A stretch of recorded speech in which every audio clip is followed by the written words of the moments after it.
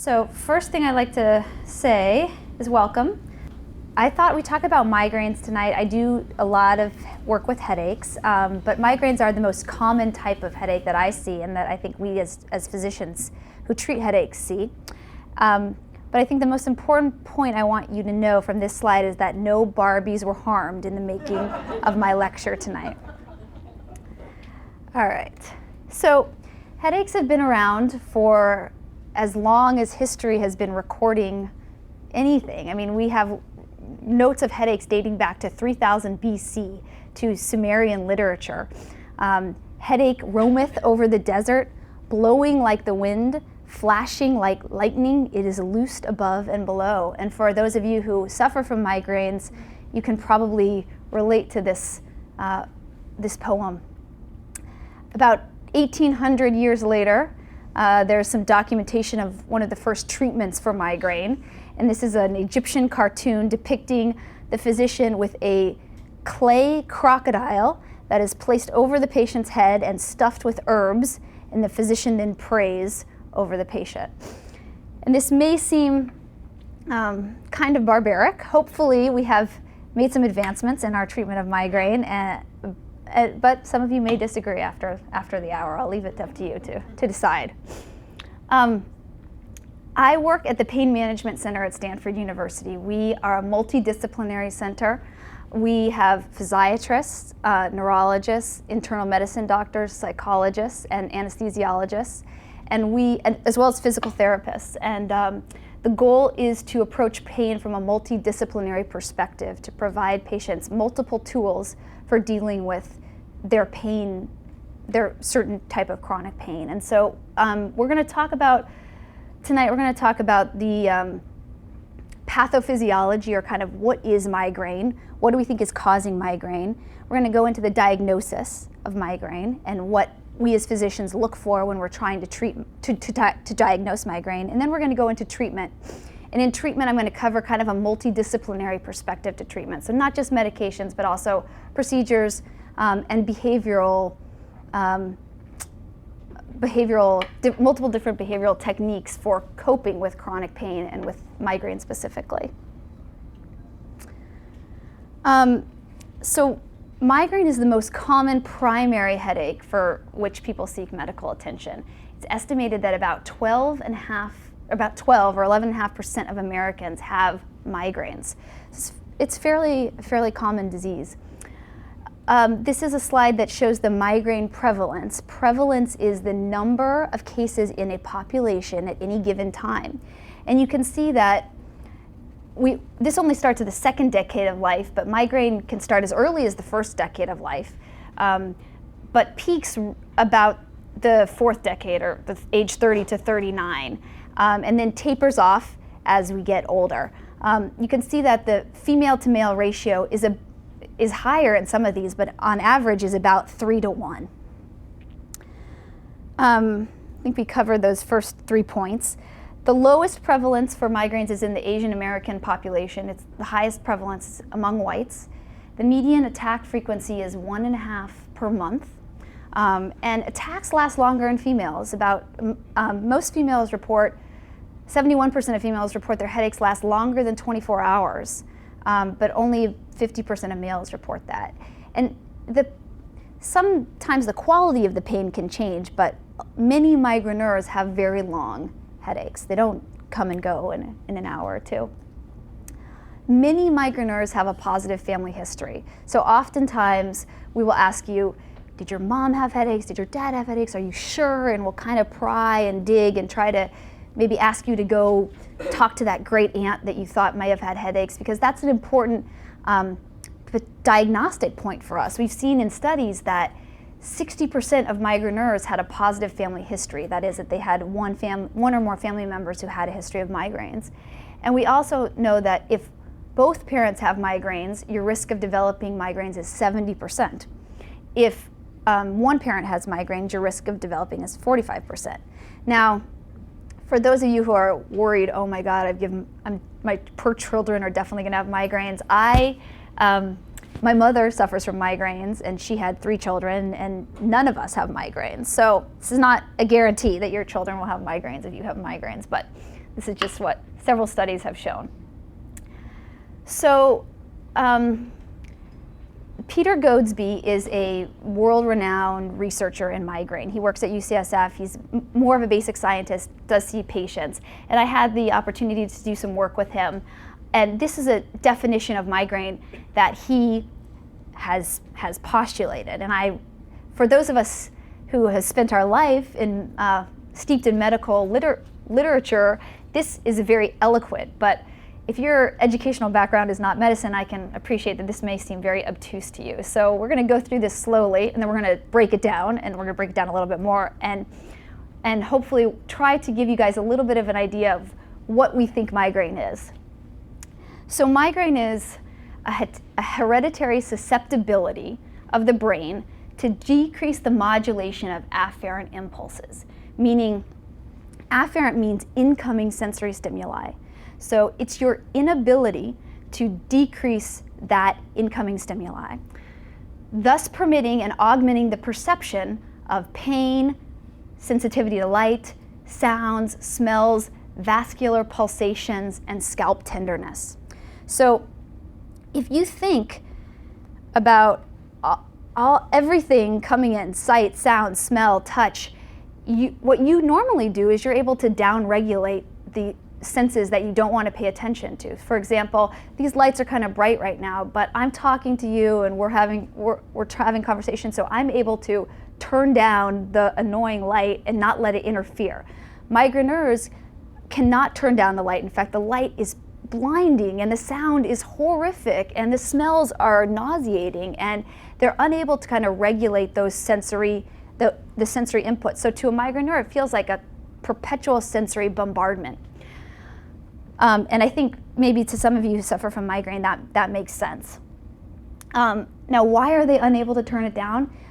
Probably has something due to a genetic susceptibility. That may not be all of it, and there's various pieces of the puzzle that we're learning more and more about every day. But that's kind of the basic framework the basic starting point that we're going with. Now, there's also another important piece of the puzzle that we need to talk about when we're talking about migraines, and that's the term called sensitization. So let's say that I touch my arm, okay? It's going to send a signal to the neurons in here, are going to send a signal up to my spinal cord, which sends a signal up to my brain, which is saying, hey, you're touching your left arm right now. Let's say that I take a hammer and bang my arm. That's going to activate many neurons. They're going to fire really loudly. They're going to send a very loud signal up to my spinal cord, which is going to send a loud signal up to my brain, which is going to tell me to pull my arm away. You're in pain, you're in danger. And then after the sensation's gone, it's going to allow me to, it's going to say, okay, the pain signal's gone and you can put your arm back down again. Now what happens in chronic pain conditions is that the neurons keep firing in this. So even after the hammer's gone, the neurons continue to fire peripherally. By peripherally, I mean the arm. And that in turn sends signals to other neurons to fire, which sends louder and louder signals to the brain, which causes more and more neurons to fire. And so that's what we call sensitization. It is kind of, picture a domino effect. One neuron signaling to another neuron, signaling to another neuron to keep and continue firing. And in a normal case, in the case of, in a normal case of touch or maybe a slight painful stimuli, over time your body would probably shut those neurons off or be able to turn those neurons down and decrease the firing of those neurons. But in painful conditions, and migraine is one of them, it appears that firing does not stop. And that's what we call peripheral sensitization, and then that leads to central sensitization. And so that's why sometimes migraineurs will have a headache that starts maybe right here, but over time the headache will feel like it spreads the entire head. So a lot of those sensory neurons are being recruited and all are firing kind of at the same time, sensitizing the brain. So what is that first domino? I mean, I gave you the example of the hammer on the arm, but it's usually not you took a hammer to your head and that started the headache. Some people have that case. I mean, I do have patients that had an accident to their head or a motor vehicle accident, something like that, something fell on their head. But oftentimes, there's nothing that a patient can remember that happened peripherally that set off headache. It just started one day, or it started gradually when they were younger. And this sets off the whole kind of, I don't think there's some school of thought that believes that headache is totally started from the brain. It's 100% genetic. It starts from a channel that's firing in the brain or a special spot in the brain. And some people think the domino is due to perhaps an injury externally to the brain. So one of the nerves that supplies sensation to the scalp or to the muscles of the head, not inside the brain itself. And so whatever that initial domino is, both of those, the domino will lead to trigeminal activation. Now the trigeminal nerve is the nerve, and there's a picture of it there, that supplies sensation to the face, to the scalp, to the blood vessels in the brain, to the meninges, which is the lining of the brain. So trigeminal nerve is really the most important nerve of the head. And somehow, the trigeminal nerve gets activated so that it's firing.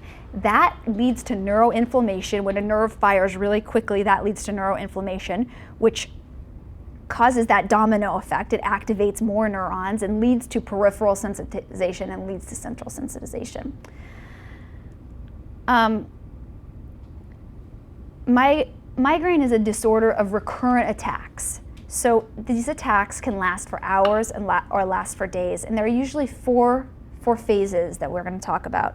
The prodrome, which is kind of the warning signal. The aura, which is an abnormal sensory experience that occurs prior or usually at the beginning of a migraine.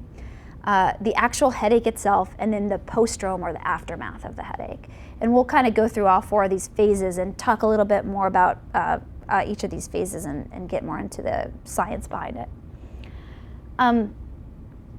So prodrome, we used to not really pay attention to prodromes, but research is getting more interested in it, because if we can figure out when the migraine is going to begin, we may be able to kind of hit it head on with medications and treat it before it gets started. So what people have noticed is that, some migraineurs have noticed that before a migraine starts, maybe in the day or the hours before a migraine starts or the evening before a migraine starts, they'll notice some changes. They'll feel irritable, lethargic, maybe increased yawning, possibly neck stiffness, food cravings or food aversions, micturition changes, bowel movement changes, and some of this is similar to changes that you experience prior to your period or your menstrual cycle as well. Now these are different than triggers. So in between the prodrome and the headache, some people say that they have triggers. So they have something that actually sets it off, guaranteed will set it off. And the number one cause the patients say sets it off is stress. Other things that set off the headache can be relaxation from stress, the menstrual cycle, which we kind of alluded to, physical exertion, oversleeping or undersleeping, meal skipping, alcohol, specifically red wine. There's been some studies on the alcohol, and it seems like red wine is really the one type of alcohol that stands apart from all other alcohols as almost definitively causing headaches in migraineurs. Diet is a little bit confusing. We're going to talk about that in a little bit. There's been some mixed data on that. Dehydration, weather changes, bright lights, loud smells, strong smells, cervical pressure, that's like neck pressure. So sometimes patients who have like chiropractic manipulation or massage or acupuncture, that can set off a migraine. And greater occipital nerve palpation, that's the nerve back here that supplies sensation to the back of the head. And we'll talk about that a little bit later. So I think that one of the important things that I take from triggers is that migraineurs really need, migraineurs do the best when they can manage some of these things. So when they can get regular sleep, when they can have a very not necessarily a stress-free existence, because that's impossible, but regular exercise and regular sleep and regular meal times and regular breaks from stress. And for example, the high school student that was okay with their migraines in high school and then goes to college where your schedule is crazy out of whack, they usually really get into trouble with their migraines. They're out late, they're sleeping in late, they're not eating right, they're totally off their schedule, and that's frequently when they come to me with problems from their migraines. Diet has been kind of controversial, and I think that there's probably on the internet loads of suggestions about how you can change your diet or eliminate your diet or add supplements to your diet, and none of the studies have really been very good with parsing out exactly what it is that in the diet can cause migraines. Nevertheless, some people swear it's this for me that causes migraines, or it's this for me that causes migraines. And I thought there was a really interesting study that was performed just recently in 2010 by a group in Turkey, actually. And what their hypothesis is, they think that people have allergies to foods, and that if we target your specific allergies to foods and eliminate those from your diet, then perhaps we can improve your migraines. So they looked at patients who had IgG, which is an antibody to all these different food groups. And they only looked at 30 patients, but they saw that, so in spices, they tested for 400 different types of foods. In spices, there were 30 different spices. 27 patients had an allergic reaction in the spices group. 24 patients had an allergic reaction in the seeds or nuts group. And you can see on down, a lot of people had allergic reactions in the food additives group, and that's NutraSweet, aspartame, Splenda, all this stuff, synthetic stuff that we put in our food. So what they did was they gave each patient 6 weeks of a provocation diet, meaning they put in all the stuff they were allergic to into the diet, and 6 weeks of an elimination diet. They took out all the stuff they were allergic to, and they didn't force you to eat the food, but they prepared your meals for you every day and delivered them to you every day. And I know that this slide will give some of you a migraine, but the take-home point is that it did reduce people's headaches and headache days by about 2 to 3 headaches per month and 2 to 3 headache days per month. And so that's not insignificant. There are some medications that's as good as some medications. So if you're interested in that, I don't know if I have the skills to help you. I think I need to get in touch with a very good nutritionist. But I do think that there's going to be a lot more research that's going into determining how we can help people better ferret out what types of foods work for them and don't work for them. So the next phase of the migraine is the aura. And 25% of migraineurs have aura. Now, aura, the way we think aura is occurring in the brain is that glial cells, which are kind of like the support staff for migraines, are working so much or kind of in overdrive, and they in turn shut down the neurons. And so you have kind of a shutting off or a shutting down or slowing down of the neurons in the brain. And that usually starts in the occipital cortex, which controls our vision. Why, we don't exactly know, but it starts back in the back of the head and slowly moves forward. And that is why aura, usually patients who have aura have vision symptoms. Now, some patients have sensory symptoms. They'll have numbness or tingling in their face or their arm. Sometimes they'll have word slurring. Sometimes they'll have kind of slowness of thought. But visual aura is the most common. And this is some artistic renderings of aura from patients who have suffered from aura. The two on the top are images of fortification spectra, and they're named that because of the shape of the spectra. Looks like a fortification of a medieval town. It's kind of ringed like that. And then the one in the central In the middle is not the Loch Ness Monster, but it is a scintillating scotoma. You can try to say that 3 times fast if you want to. Usually that is just kind of a hole in the patient's vision. So they'll be looking straight ahead, they'll see the entire picture, but part of it will just be blocked out. And it might be black and white or kind of flashing lights in that part of the visual field, or it might just be dark. Aura usually lasts for the 5 minutes to half an hour to 45 minutes. It usually occurs prior to the migraine and somewhat a little bit into the migraine. It doesn't usually occur through the entire migraine, although there are cases of that. So then after the aura, and some people think that we all get aura, but that in patients who don't have any symptoms of aura, that aura is occurring only in the cerebellum, and the cerebellum is what is responsible for motor control and we don't consciously perceive that we're having aura. So I thought that may be interesting. Maybe we're just having aura in a different place that we can't perceive.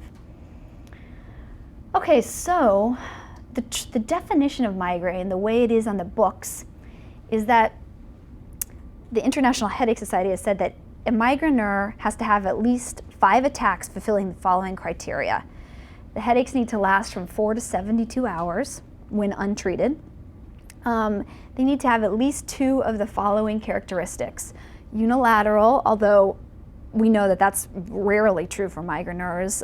So usually we say it starts on one side. Pulsating in quality, so it feels throbbing or pulsating. Moderate to severe pain. And it's aggravated by or causes avoidance of routine physical activities. And then at least one of these must be present during a headache. Phonophobia, which is sound sensitivity. Photophobia, light sensitivity. Nausea with or without vomiting. And then the last one, it should not be attributed to any other disorder. Even though those are the main qualifiers of migraine, and if you have all of these, we call these, we call phonophobia, photophobia, nausea, vomiting, we call those features. If you have all those features, you have migraine, but there are many other features of migraine. And a lot of patients report movement sensitivity. For example, if they move or turn quickly, they have a lot of pain. Neck stiffness, a lot of people have tension and neck stiffness, and that will cause a lot of doctors to give them a diagnosis of neck problems or give them diagnosis of tension headache, but it's really just still migraine. Blurry vision, lightheadedness, vertigo, which means that you feel like the room is spinning. And allodynia. Allodynia means that light touch is extraordinarily painful. So just touching your scalp, brushing your hair, brushing your teeth even can be perceived as painful. And what helps the migraineur is lying in a dark room. And this is actually really helpful for me when I'm trying to diagnose a migraineur. So if a patient tells me when I get a migraine, I really have to go lie down in a dark room, then I know that I'm probably dealing with a patient who has migraine. And when you think about it, it makes sense. They need to be somewhere where they don't have any incoming stimuli, where they can turn the volume down. There are other forms of headache. For example, in cluster headache, those patients will not lie down at all. In fact, they will not uncommonly bang their head against the wall because that feels better than just tolerating the pain that they're in. So that's a clue for us doctors that this is really, we're on the right track with migraine. Now, post-migraine, patients frequently feel fatigue, they feel drained, they feel any type of movement can transiently cause pain, and that can last for a couple days after, and sometimes there can be a low-grade headache that can persist as well. If anybody has ever had a seizure disorder or knows somebody that's had a seizure, it's not dissimilar. I mean, post-seizure patients feel the same way. So then you come to the doctor and you say, what's wrong with me? I need to get tested. I want to have an MRI and I want to have all these tests and I need it done stat because this is an emergency. These are very scary, right? I mean, it causes an incredible amount of distress, and oftentimes patients get frustrated when the physician isn't perceiving their pain or isn't like jumping to it quickly and treating them as quickly as they feel that they need to be treated. And so I wanted to go over with you the algorithm of how we kind of go about testing and deciding what tests are appropriate for patients, because I think it can be informative. First of all, we look for all the classic symptoms that we just went over. So we look for family history, we look for features, we look for triggers, and we look for personal history.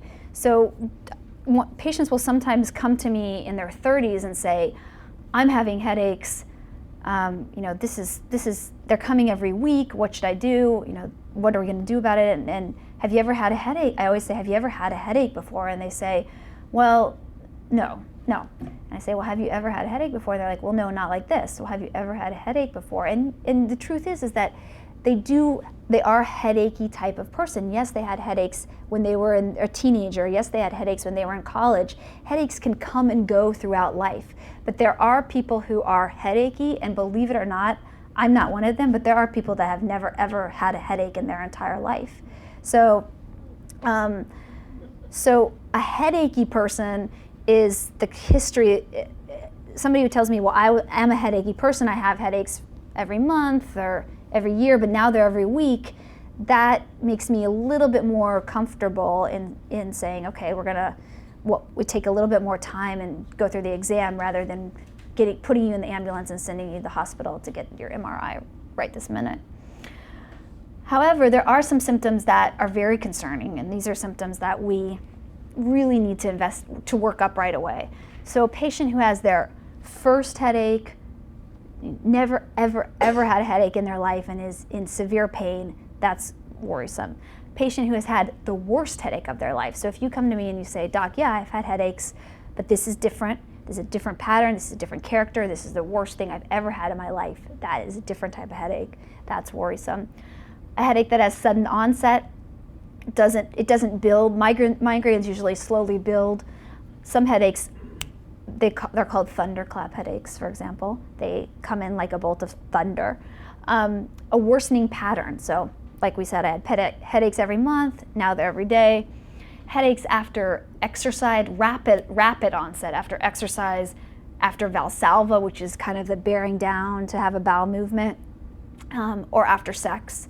And sometimes migraineurs will have some dull headache or head pain after exercise, but this would be a much more intense, disabling pain that happens right after these events.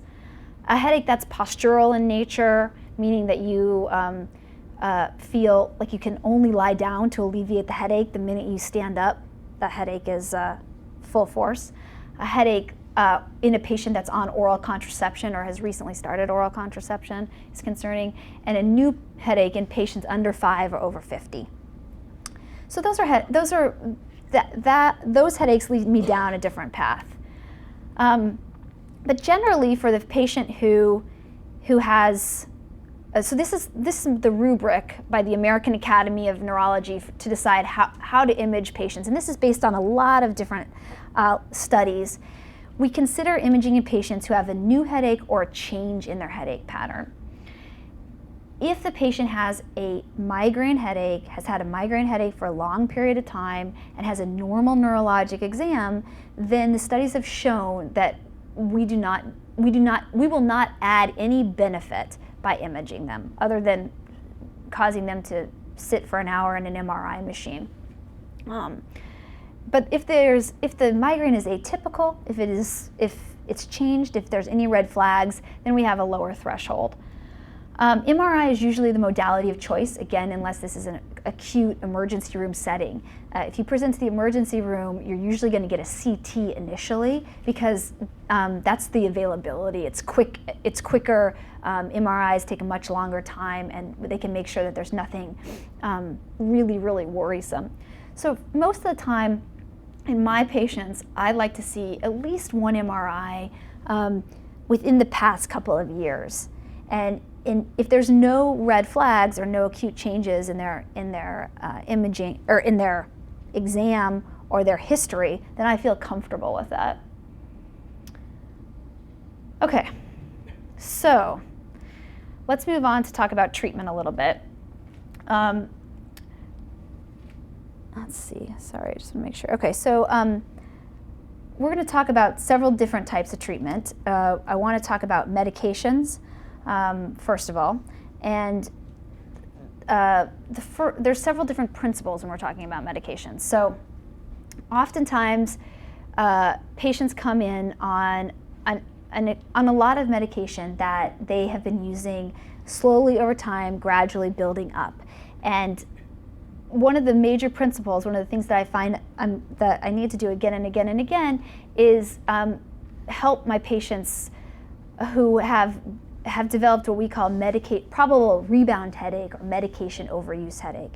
And so we have a lot of interesting literature that's come out in the past 5 years that shows that patients who have been taking opiates, by opiates, I don't know, like Vicodin, Norco, Tramadol, Percocet, those types of medications. Barbiturates would be Fioricet or Fiorinol, and triptans are Imitrex, Relpax, Maxalt. If you overuse these medications, meaning if you use them 8 to 10 days, more than 8 to 10 days per month, you're putting yourself at risk for something called rebound headache or migraine progression. And so oftentimes I'll see patients who have started off with an episodic migraine, and they will say, well, gradually over time, doctor, the headache has become daily.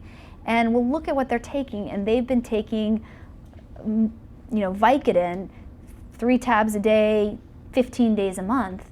And when we actually pull back from that, paradoxically, when we take them off of the medication, their headaches do better, and they slowly over time revert back to the episodic pattern.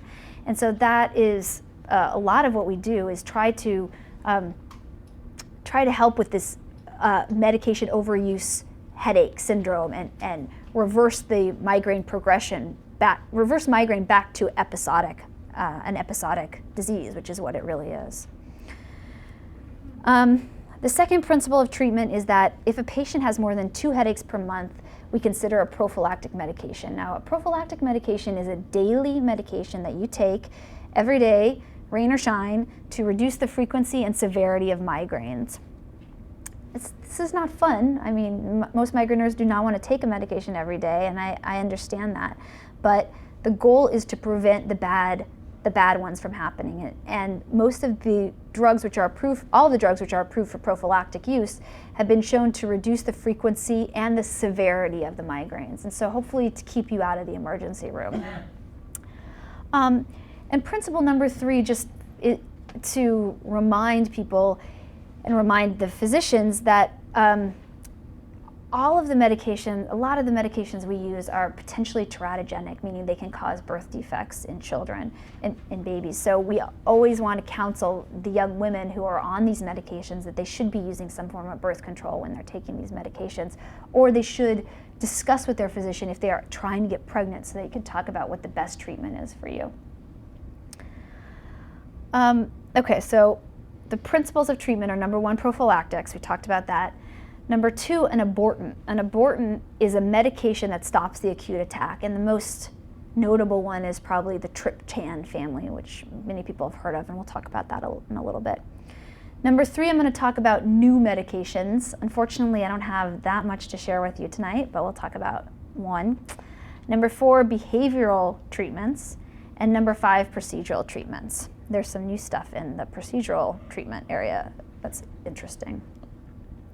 So the U.S. Headache Consortium gets together every 10 years or so and reviews all the evidence reviews every single study in the world that's been done on migraines, and they come up with a rubric for what they believe is the most effective medication. So level A means that there is very good evidence that these medications have passed multiple class 1 randomized controlled trials. Level B, probably effective. Level C, possibly effective. Level U, we just don't know because there's not enough evidence. So we're going to talk about the level A effective medications. And here they are. So the first one are the beta blockers. And beta blockers, most studies have been done on propranolol, metoprolol, and timolol. There is class level B evidence for atenolol and nadolol, which are other beta blockers. We don't think that beta blockers are working as they do on the heart to slow down the heart rate and kind of modulate the vascular tone. We think it has more to do with the effect in the brain, probably on noradrenergic channels and beta channels in the brain. It's more of all of these drugs work by modulating channels, which changes how neurons fire.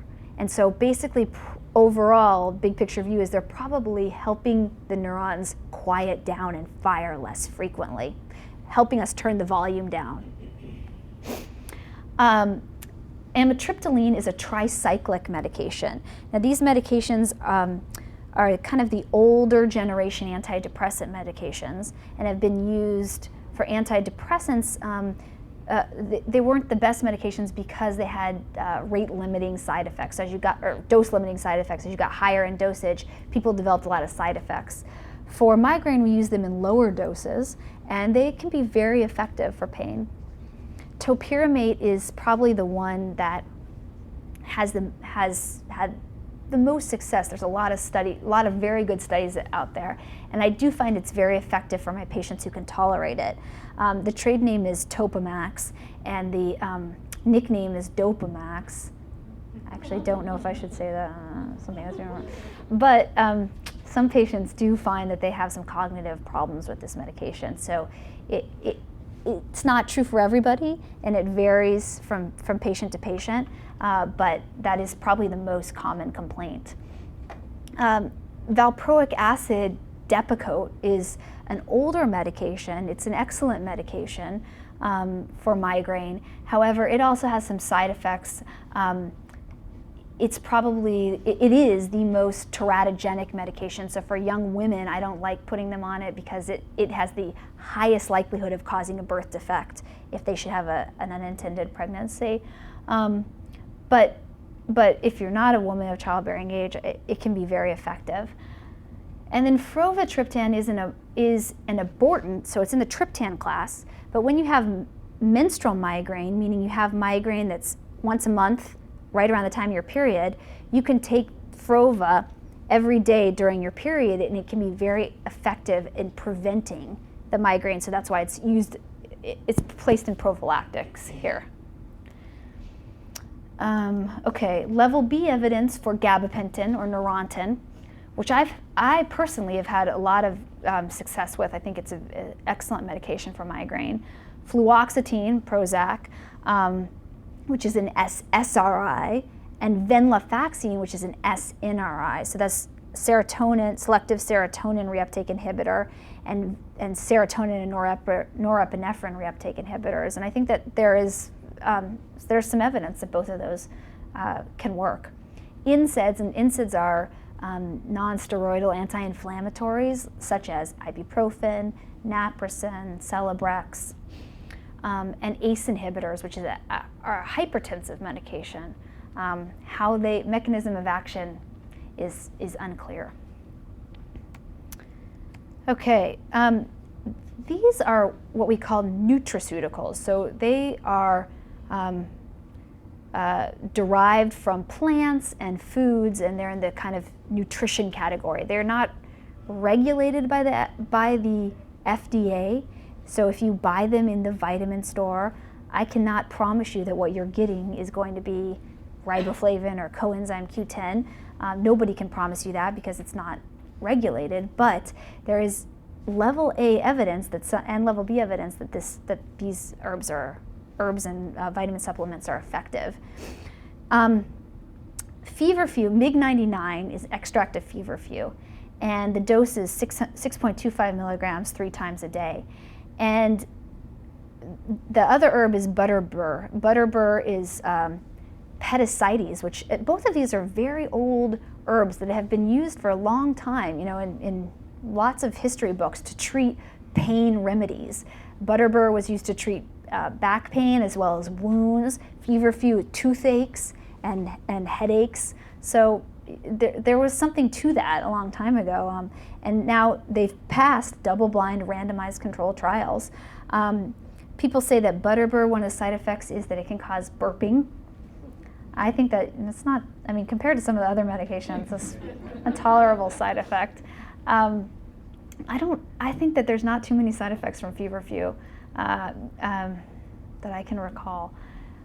Level B evidence for riboflavin, which is a B vitamin, for coenzyme Q10, and also for magnesium. Interestingly, so how do these vitamins work? The thought is that maybe these are working in the mitochondrial kind of electron transport chain, supplying energy to the neurons. So it may be that because the neurons are firing so frequently, that they deplete their nutrient reserves, and that may propagate, that may disrupt, that may impair the way that neurons signal.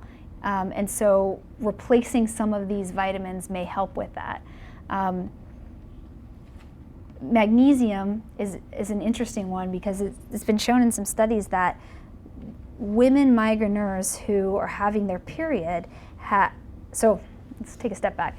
Migraineurs who get a headache around their period and migraineurs who don't get a headache around their period, in the migraineur group that gets a headache around their period, they have lower magnesium rates than the migraineur group that doesn't get a headache around their period. So the thought is that could there be some sort of magnesium deficiency that's occurring in this group? And they've done some studies where they replace magnesium 600 milligrams a day around the menstrual cycle, and they've had some good success in that group. So that's interesting and worth a shot. I mean, if you take too much magnesium, you'll get diarrhea, but that's pretty much at that dose, 300 to 600 milligrams. It's a safe medication. So we get a bit impatient with these prophylactics, and sometimes patients say, I want it to work now, why isn't it working?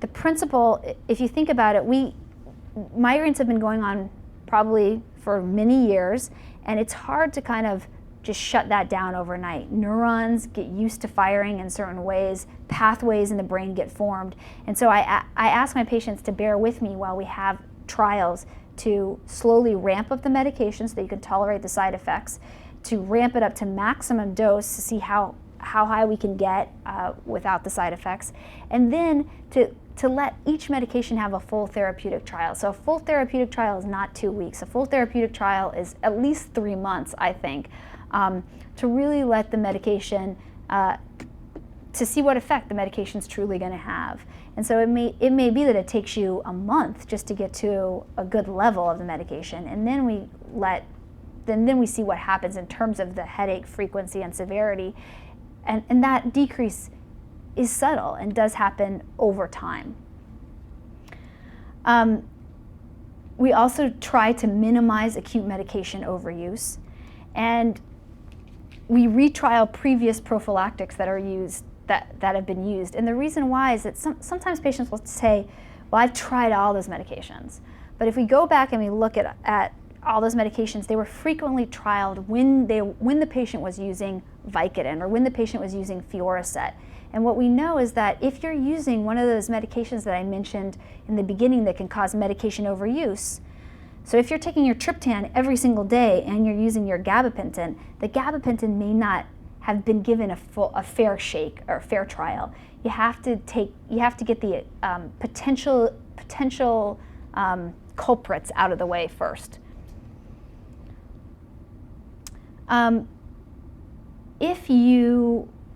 So we talked a little bit about those prodrome symptoms, and the reason why those are interesting to note is that if you can figure out when your headache is approaching, then you may be able to avoid it by taking something like a nocturnal triptan. For example, if you say, I'm getting those symptoms, I know tomorrow morning I'm going to have a migraine, you could take a triptan the night before and it may avoid the migraine altogether.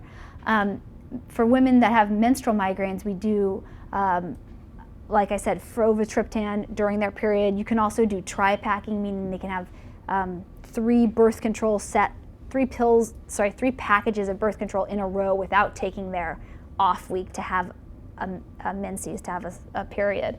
So that can avoid the headache for 3 months. Low dose perimenstrual estrogens, taking a little bit of estrogen around the time of their period, can also help avoid the migraine. And then the abortive medications. So for non-disabling migraines, a lot of patients, there's level A evidence for NSAIDs. Again, ibuprofen, naproxen, those types of medications. Midrin also, there's level A evidence for that medication. Now, most people don't seek out medical attention for non-disabling migraines. It's more for disabling migraines. And the three big categories of abortive medications are the triptans, the ergotamines, which are an older, precede the triptans, and the most notable ergotamine is dihydroergotamine. That's an intranasal delivery or an IV delivery. And then opiates. And opiates do have their place. I don't want to tell you that they shouldn't be used at all, but the key to abortives is using them judiciously. So using them, I tell my patients, no more than 8 to 10 times per month. This is a table of all of the triptans that are on the market. There are several differences, and some of the differences between medications can help patients, can be used to a patient's advantage. For example, Zomig and Maxalt both have oral dissolving tablets. So for a patient who has a lot of nausea, you can put that one just under your tongue. You don't have to swallow it, and that can be helpful. For patients that have a migraine that really kicks up quickly, sometimes a subcutaneous injection. Sumatriptan or Imitrex has a sub-Q injection that can be that has onset of about 30 minutes rather than about an hour or longer, which can sometimes happen with the triptans. Let's see.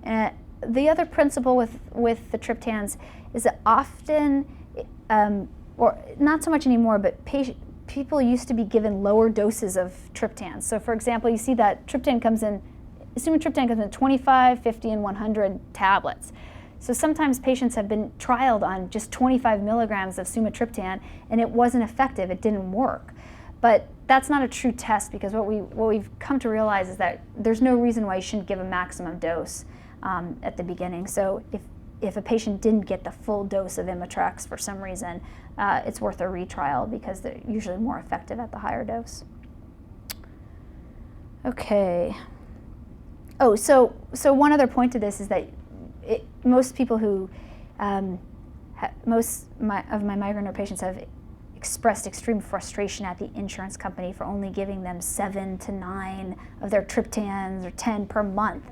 Yeah, cut them off, and it's just, but there is a little bit of method in that all of the medication overuse literature that's coming out shows that about 8 to 10 per month is what is safe. So while I'm not a friend of the insurance companies by any means, I just want to kind of express to you that maybe there's a little bit of methodology behind that. There are some additional medications that to consider when you are having your migraine. So these are what we call adjunctive medications. And we know that GI absorption is impaired during an attack, and that's why a lot of people have nausea, vomiting. You may not even be able to absorb your medications, certainly don't feel like eating. So Phenergan, Compazine, Reglan, those are antiemetics, so anti-nausea medications can be very good for migraineurs. They've done some studies where they just give the IV antiemetic in the emergency room, and they've had some benefit in treating patients. So they're also a little bit of pain medication as well, because they act on the dopamine centers in the brain, so they can help modulate pain.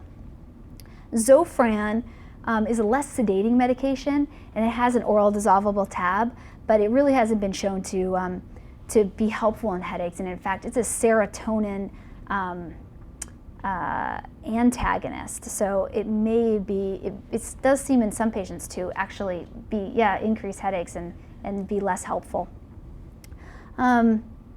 NSAIDs, so there's been several studies that show that 500 milligrams of naproxen taken with the triptan can be helpful in decreasing time of onset and improving efficacy of migraine treatment.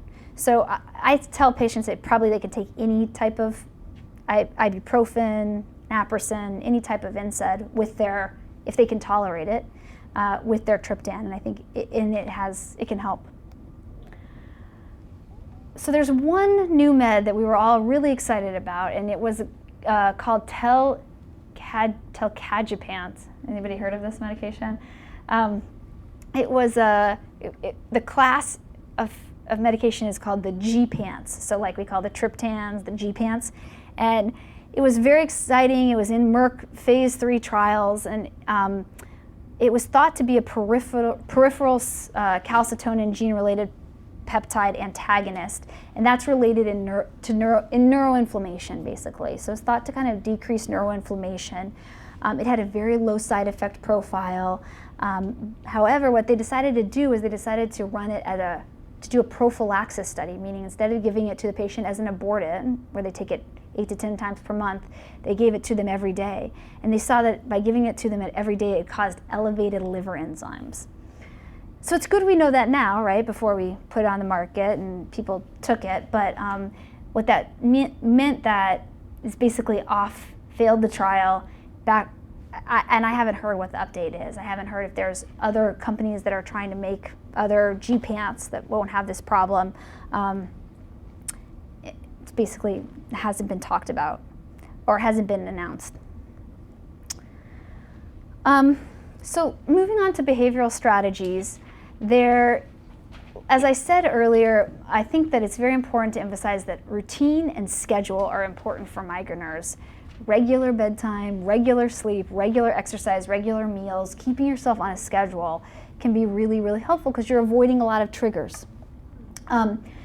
One thing that we have excellent evidence for is biofeedback. There's been over 55 studies on biofeedback in migraineurs that have showed success. And it's something that a pain psychologist can do. We used to have somebody at Stanford that was doing it, but that person left. But it's not fairly easy. It takes a little bit of skill to learn how to do it, but there are no real side effects to it. And so I recommend it as an adjunctive therapy.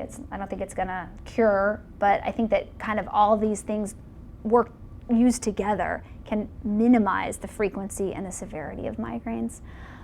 Progressive relaxation techniques have been shown to help. Acupuncture has been shown to help. Many acupuncture studies, actually. And physical therapy. Physical therapy has been a little bit mixed, but what we do know is that because migraineurs develop a lot of tension in their neck and their cervical musculature, that it is important to work on stretching, relaxation, and ergonomics in the migraineur population. TENS unit is questionable. So a TENS unit is something that you put on painful areas of your body. So if your head hurts or your shoulder hurts, you put 2 little pads on it, hook it up to an electric machine, and it sends some kind of vibrating sensations to that part of your body. And the idea is that those vibrating sensations will also feed in to the spinal cord at the same place where the pain sensations are feeding into the spinal cord, and hopefully override those painful sensations. So it's kind of like tricking your brain a little bit to say, hey, don't pay so much attention to the pain, pay attention to this nifty little machine that's giving you vibratory sensations. And oxygen is kind of a new therapy. Oxygen is enjoying a little bit of a resurgence of interest. So what we used to think was that oxygen was for cluster headache patients. But now what we know is that we've learned that oxygen causes downregulation of neurons in the nucleus caudalis, and that's the trigeminal nucleus. We were talking about the trigeminal nerve that supplies sensation to the face and the head. That nucleus in the spinal cord, if you give somebody oxygen, it shuts down those neurons from firing. So that's a really easy therapy. You put an oxygen mask on somebody and you have them sit there and breathe for 15 minutes, And I've been trying it with some of my migraineurs, and I think it, they say it's not a magic bullet, but it does seem to kind of take the edge off a little bit. I'll let you know what results I get after I try a little bit more. And finally, cognitive behavioral therapy is an important strategy, not a strategy, as I have in my note there. We have 3 psychologists in our pain group, and they teach classes and they work with patients one-on-one. And the goals of cognitive behavioral therapy are to learn that there are many ways to handle pain, and that it may not always be coming from a doctor, but that there may be things that you can do internally to help cope with the pain. And they practice a lot of different strategies. There's a lot of different strategies such as meditation, mindfulness, hypnosis. They try to find one that resonates with you and then develop it with you and give you some tools for learning how to manage this chronic pain. It's basically more tools in your toolbox for coping with chronic pain. They also help work on decreasing pain catastrophizing, because that is frequently a problem that chronic pain patients get into, in that you get the pain and your brain automatically jumps to the worst headache you've ever had, and you're always wondering, am I going to go there? Am I going to go there? And that's scary. And learning how to kind of take a step back and not get stuck into that pathway can be really helpful in decreasing stress and mitigating that pain. Okay, we're getting close to time, so I'm going to just go through these quickly. But a new study came out recently that looked at Botox for migraine. Now, this has been floating around for a long time, and there's been a lot of studies that have said, yes, Botox works. A lot of studies that say, no, Botox doesn't work. But this study took about 1,500 patients with chronic migraine, meaning they had more than 15 migraines per month, and they injected them in 31 places around the head, and showed that in general it reduced the frequency and severity of the headaches. So it wasn't stellar. It was about 2 steps on the VAS scale. So if your worst pain is 10, it brought it down to an 8, and about 2 to 3 headache days per month. So that's not stellar, but again, it's not a medication, and for patients who have a lot of side effects from medication, it may be beneficial. And I do think some people enjoy the other benefits of Botox as well. Occipital nerve block is a technique that we use to help patients who are in a kind of a real pain, like a really severe pain jag. So sometimes you'll go through periods of time where you're in a big pain crisis. It's hard to get out. We block the occipital nerve at the back of your head, back here, with a little numbing medication and steroid. And the way we believe that that's working is that occipital nerve, again, feeds into the trigeminal nucleus caudalis. And what happens in migraine is that once the trigeminal nerve starts firing, it sends off signals to the occipital nerve, and then that starts firing, and then you get more firing, you get more wind up or more sensitization. So if we block the occipital nerve, then we kind of turn down the volume, and that can sometimes help turn down the volume of the trigeminal nerve as well. So it's a way of mechanically turning down the volume. It's not a permanent procedure. There is interest in a more permanent procedure for the occipital nerve, and this is an occipital nerve stimulator, where people put an implant into the occipital or by the occipital nerve that produces a vibratory sensation, kind of like the TENS unit, and it implants in your chest right here, and it has a little programmer, and you can change the settings of it, and it provides people with a vibratory sensation that some people find pleasant and can override or decrease the pain signal. And finally, the last interesting thing that is starting to gain momentum in headache is something called transient magnetic stimulation. And this is where take a big magnet and put it on a certain part of your brain with the idea that it can stimulate certain parts of the brain, or, depending on the sequence, turn off certain parts of the brain. So there's been a couple different studies. So far, the pain-free rates haven't been super great. Pain-free rate after 2 hours was 39% versus 22%, which was placebo. So that's not really anything to write home about. But this has been very effective in depression, and so people are becoming more and more interested in transient magnetic stimulation. I think we'll see more about it in the future.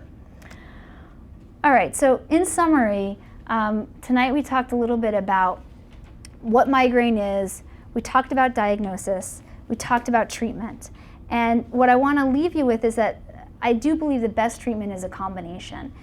It's not going to be any one thing, but pharmacology, meaning medications as well as nutraceuticals, procedures, maybe some Botox, maybe some occipital nerve blocks, maybe there's something that's right for you, as well as behavioral therapies.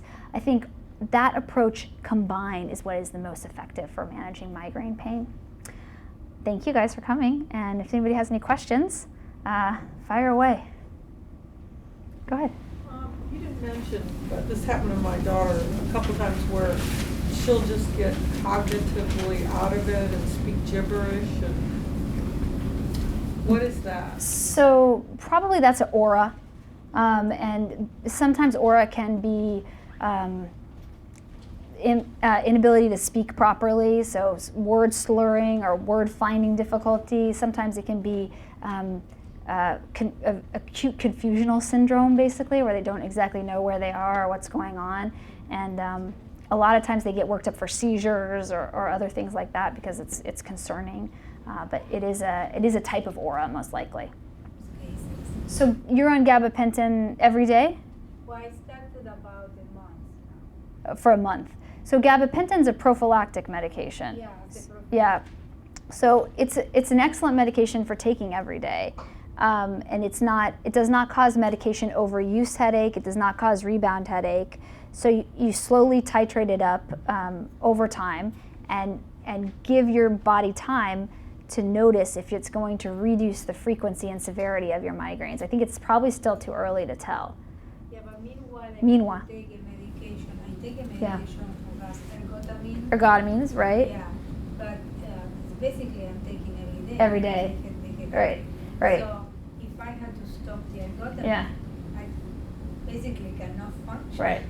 So How do we do in those cases? So what I do for those patients is I bring them into the hospital and I help support them with IV medications while I titrate up their prophylactic medication to try to get them off of the potentially rebound causing medications. But it's a hard road and it's not easy. And I have a lot of patients that have a lot of difficulty and fear and pain while they're going through the process of getting off the medications that they're overusing and getting on to more appropriate medications, and it's very challenging. So serotonin modulates a lot of different things in the brain, and so it modulates the limbic system, which is our mood, and mood is important because mood and pain are kind of are intimately connected. Depression worsens pain, pain worsens depression. But also serotonin acts in the brainstem and at the spinal cord, and it helps with modulating neuronal signals. So the thought is that it's probably working there as well. So it's working up here in this part of the brain to help with our mood, but also working down at other parts of the brain and the spinal cord to modulate serotonin and that effect on the nerves. Nortriptyline is also an antidepressant. Nortriptyline is a tricyclic. It's in the same family as amitriptyline. And there's class A evidence for nortriptyline as well. It's very good for migraine. Something that. Sure. Right, so for years, like every single doctor you went to would do it a little bit differently. So this study was a big study. They looked at about 1,500 patients all over the nation, and this group of doctors got together and they decided, let's just do all the spots that migraineurs say that they have pain at. It's usually not just here, it's usually all over. And a lot of migraineurs complain of neck pain, trapezius pain, occipital pain, and so that's why they chose those spots as well and included them in the study. The study is actually 200 units of Botox, so Yeah, it's 2 vials. Normally, if you've had it done, normally most neurologists would just use like 100 units. So it's a lot of Botox. How long it lasts, the effect? Well, Botox lasts about 3 months. Yeah, so it's not something, it's something that you have to repeat. Although I have heard of patients getting kind of more and more benefit as time goes on, and they don't need to repeat it as frequently. There are side effects? The side effects are mostly muscular. So let's say that you got too much Botox in the forehead. It will be hard to lift up your forehead, and you can get kind of a droop or look like your brow is permanently drooped, but that will wear off after 3 months. If too much goes in the neck, you could get a head drop and have a hard time lifting up your neck because your neck extensor muscles aren't working. Again, this will wear off after 3 months. So they're muscular. And sometimes you could get a cosmetic asymmetry. For example, if you're a patient that likes to talk a lot with one side of their face, and the doctor doesn't realize that and puts symmetric amounts of Botox on both sides, it could look more asymmetrical. How about the occipital nerve block? How long does that last? Well, it doesn't last very long. It can last weeks, sometimes months. But the occipital nerve block is also one of those things that can buy you time while you're changing over. So that I should mention that. That's another very good tool for getting off of the medication, the ergotamines, and ramping up on the gabapentin. It can buy you some time. Because sometimes with mine, And we do a lot of other, I mean, every case is individual. So at the pain center, we do a lot of other neck blocks as well. But the studies for those are not big, and I don't have 1,500 patients that I can tell you what the outcome has been. Is there any Class A research for the use of marijuana? No.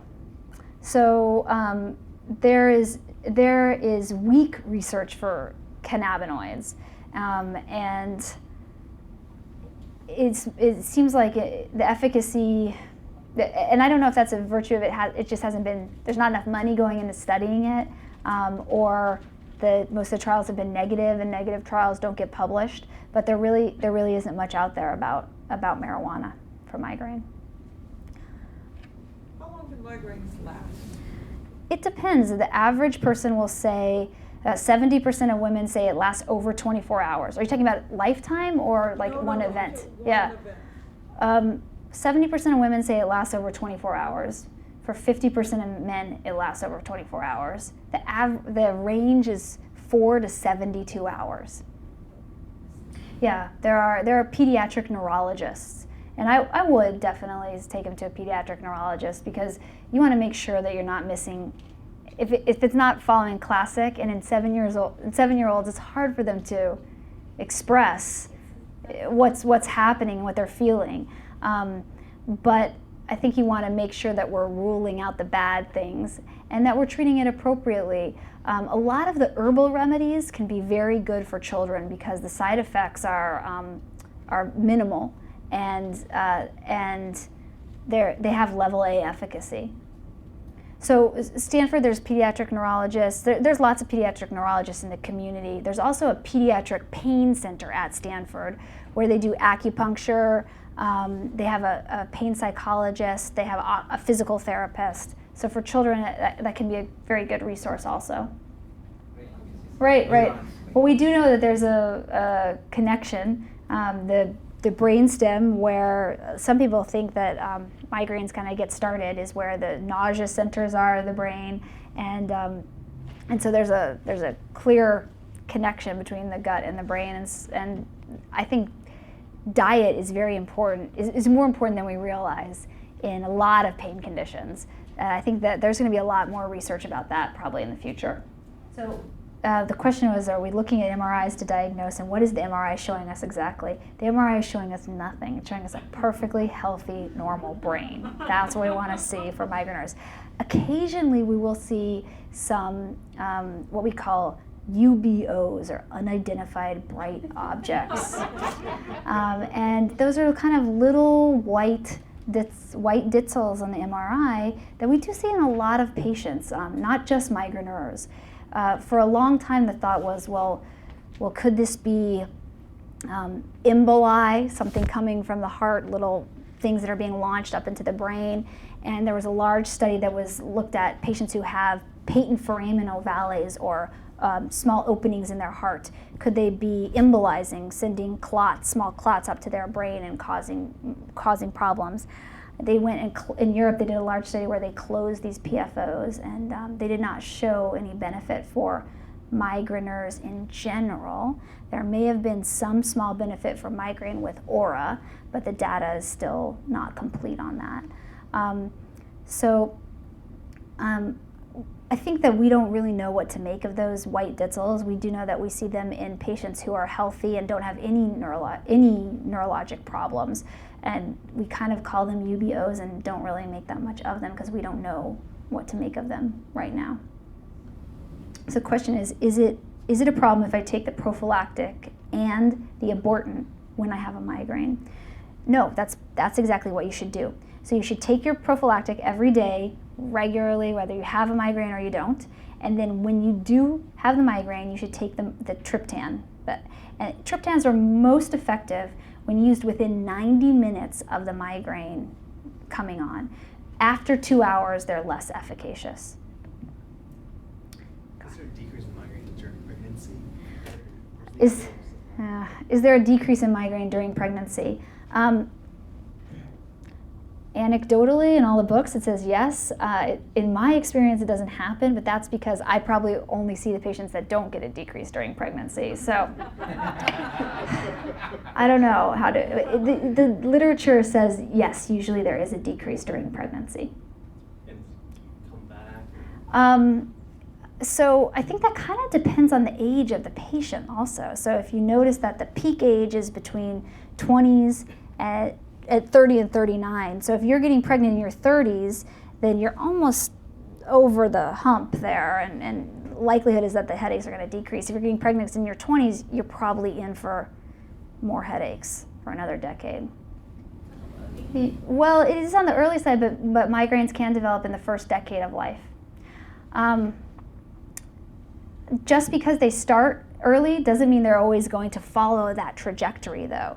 So I do know, many patients who said that they had migraines, or just people that they had migraines when they were a kid and then they went away, or they had migraines in their 20s and then they went away. They seem to come and go during periods of people's lives, and sometimes they're related to triggers, and sometimes they're not related to anything. We don't exactly know what causes it, what flares it up.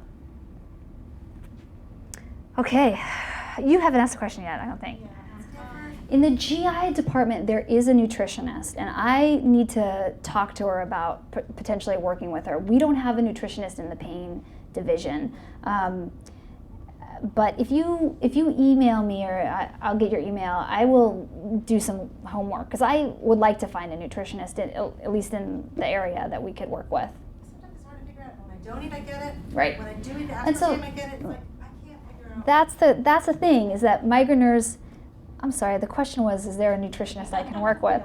But migraineurs can drive themselves crazy with trying to find what's the trigger, okay? And so I don't want to set you off on a wild goose chase promising that I can find the trigger.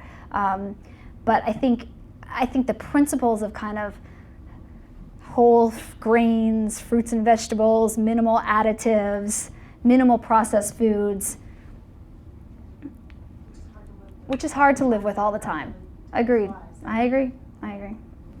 Is there a belief that that triggers have an additive effect? It makes a lot of sense, but I've never read that or been taught that. Probably. Is there a relationship between sinus headaches and migraines? That's a very good question, because oftentimes patients will say, I don't have migraines, I have sinus headache. And what we know is that migraineurs frequently will experience nasal stuffiness and nasal congestion, and then go to the emergency room, where an emergency room doctor who doesn't know much about headaches will say, you have a sinus headache, take this nasal spray or this antibiotic or whatever. But only really severe acute sinusitis will cause a migraine-like pain. If you have a sinus, just general sinus congestion or maybe some chronic sinus issues, it usually doesn't cause the kind of migraine pain that people have. So I think that patients who tell me that they have a sinus headache is really a migraine. I kind of think that every headache is really a migraine. I'm more of a reductionist, but. Let's go back to this question about pregnancy. And how do you treat women who are pregnant? So it can be challenging, and one of the things that we try to do is we try to get you the best possible place you can be prior to pregnancy or prior to conception. So Botox, physical therapy, exercise, healthy diet, and slowly wean you off of potentially teratogenic medications. And then we do the best we can during your pregnancy with opiates and Tylenol, which are really the only safe medications, at least until the last trimester. In the last trimester, once the brain is fully formed, once the organs are fully formed, I think we're all a little bit less scared about putting you on Topamax or gabapentin or amitriptyline. But because migraine is not a life-threatening condition, you can weigh the risk-benefit yourself, but it's our recommendation that you probably don't want to undertake the teratogenic risk during that time. Okay, did you have one more question?